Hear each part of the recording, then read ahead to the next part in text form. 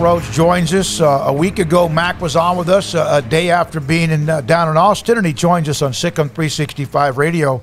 So things have settled down, huh? Not as many text messages, phone calls, not much concern about what's going on? It's still busy, still burning up the cell phone battery.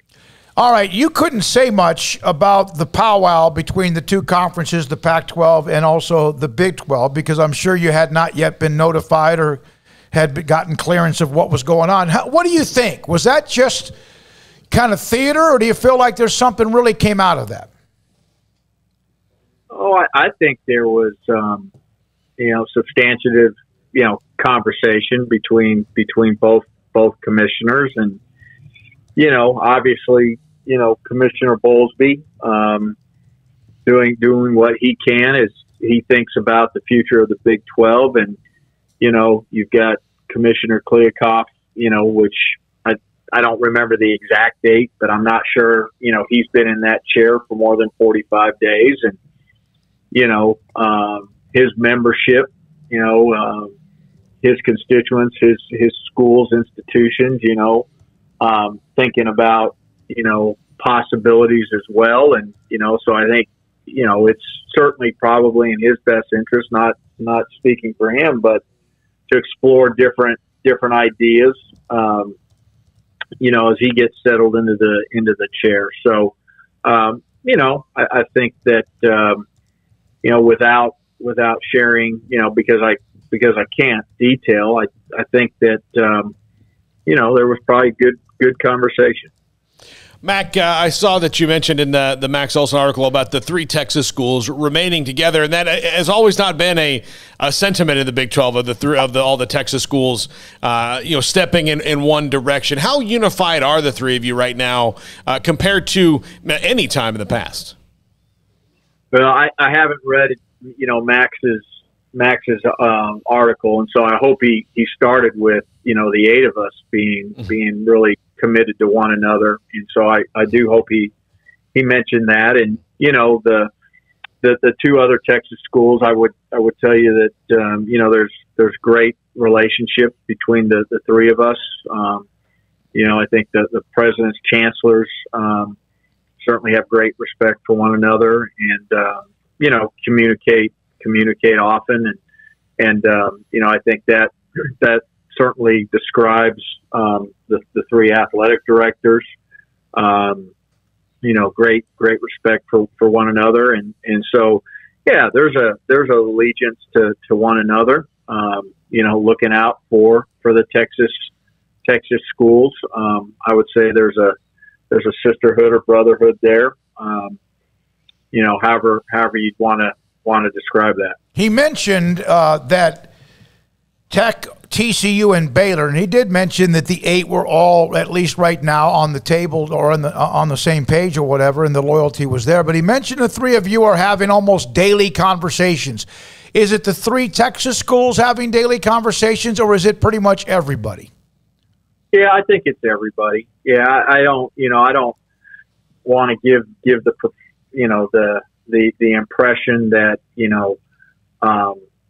the three Texas schools are having conversations, intentional conversations, without the other five. So I think it's just a lot of people having conversation, trying to understand what's legitimate, what's not legitimate, just trying to gather information and, think about where we all head in the future. Mack Rhoades, Director of Athletics at Baylor, with us on Sikkim 365 Radio. Where are you, or can you tell me, when I saw Dave Aranda, as a lot of us did on Friday, asked him about the vaccine, the percentage, the testing or whatever, and he said it's really gotten a nice little uptick in recent days or whatever. Is there a certain percentage that you want, and do you think you're there or past it? Yeah, I mean, I would love 100%, right? Because I think it just makes life easier when you're dealing with the day-to-day management of the virus. We get and understand that for some people that's just not what they want to do, and so we'll respect that. But I think our percentages have an opportunity to get above 85%, and so we're trending that way at least with football, and we'll continue to educate our young people, our staff. Again, we're not forcing anybody. We're not kind of quote unquote volunteer workouts. That's not the essence here. People have a freedom to make their decision. We just want them to make the decision based on facts, and not social media, but based on medical facts. Our health professionals are doctors, and so we're going to continue to educate, and our young people and staff will make the best decision for themselves. Has that been the hardest part, is sifting through the people who are scared because of something they read on social media as opposed to hearing it from a medical professional? Yeah. I think that's a Paul, a fair assessment. I think that there's a lot of well, I'm not going to say a lot because I'm not on social media, but I do know that there's hearsay and other things that sometimes persuade our young people to make certain decisions. So again, just wanting to make sure that objectively we're preventing facts, and then they can make the best decision. Themselves and their families can make the best decision for them. Mack, this is a totally random question, but it had me thinking because of what schools have dealt with over the last year, and what schools could potentially, depending on conference payouts and whatnot, deal with in the future.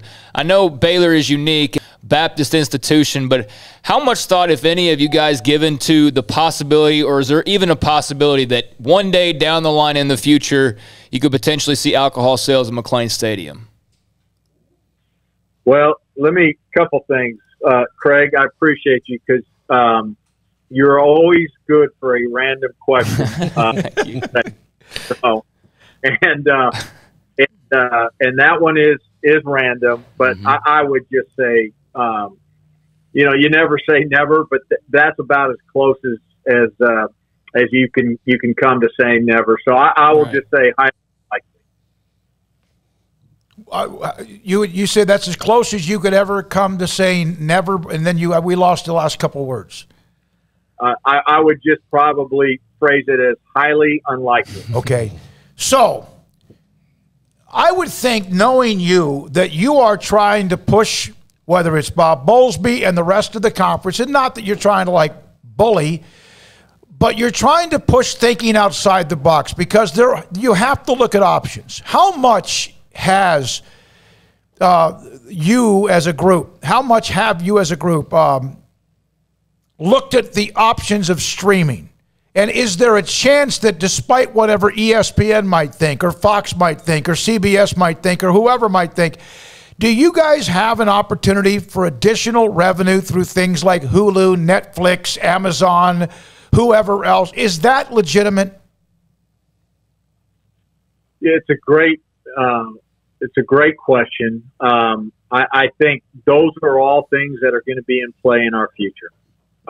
There's no question, as we continue to see cord cutting.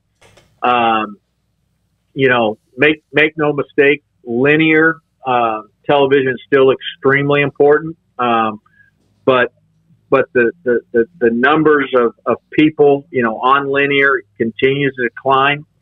And so the other delivery method, right, linear, all of those different products, different mechanisms that you just mentioned, all have to be in play. It's how we're delivering right now our third tier rights with ESPN Plus, and And so I think it's beyond that, like you said, whether it's Hulu, Netflix, Amazon, who knows? But that's where we're headed, and those are all things that we better be mindful of and in consideration of and proactive with and thinking outside the box. Absolutely. Mack, just your thoughts on football being back out on the practice fields. Dave Aranda and his group seem to be, full of confidence and full of excitement. It's been a nice vibe over there, the little bit that we've been able to take in. Just what's it been like from your point of view on seeing the football team back out there and knowing that in 3 weeks they're going to be traveling to San Marcos to kick off a season? Yeah, all I can say is thank goodness. Thank goodness that football has started, and, volleyball started yesterday, and soccer is practicing, and cross country. So just thank goodness fall sports are starting, and particular to football. There's a great vibe. There's great energy. Really feel like there's a sense of family and everybody on the same page.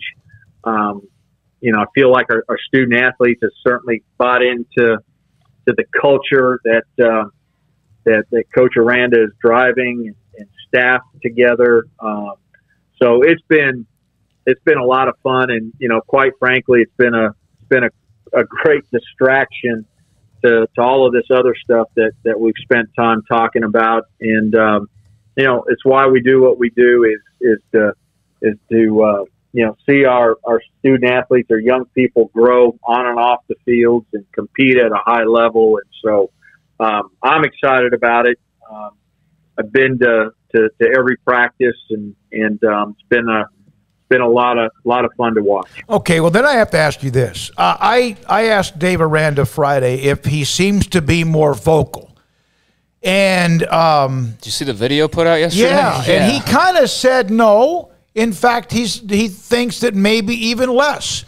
But there was a video of practice, and of course, Jack McKenzie from our station goes and gets that 20 minutes or so of open window. It looks like to me that that he's gone to a different level. Not that he's overdoing it, overmodulating, but do you see a little change? Man, that's a fair question. I'm not trying to evade the question, but here's how I'm going to answer that, because I think it's the most accurate way to answer it. I think he's more in command. Okay. Than he's ever been, and I just think that speaks to his growth and maturation as a young head coach, and he's continuing to grow, I think again one of his best qualities is his humility and his intelligence, and so he's always challenging himself to be better, get better, and I would just say he's in more command than what he's been in the past. Not to say he wasn't in the past, but I just think there's a higher comfort level there, and again he's doing a phenomenal job. Can you tell me what is the constitutional committee that Mark Emmert announced? A group that will be at the table, and that Dr. Livingstone's a part of that. What is that, or is that something she's already been a part of? No, it's not anything that she's been a part of. It's new. In fact, the committee consists of 23 members, I believe, representing all three divisions. The membership was just released today. There hasn't been a lot of conversation about it, but certainly the understanding is, looking, maybe potentially proposing this group a new governance model that allows for quicker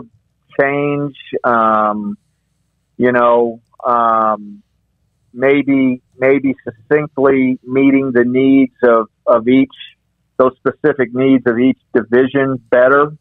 So that's my understanding of it, and be interesting to see, the outcome.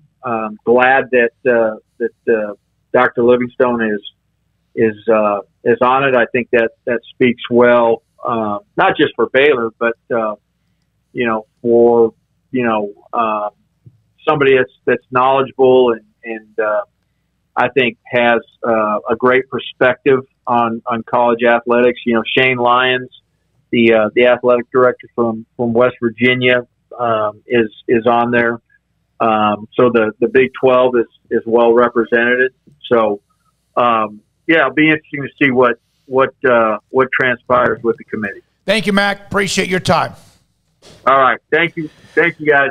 Mack Bye-bye. Rhoades, Director of Athletics at Baylor University, usually on Tuesdays around 4:20. Anything of interest outside of just clarifying a few things, tightening up a few things, and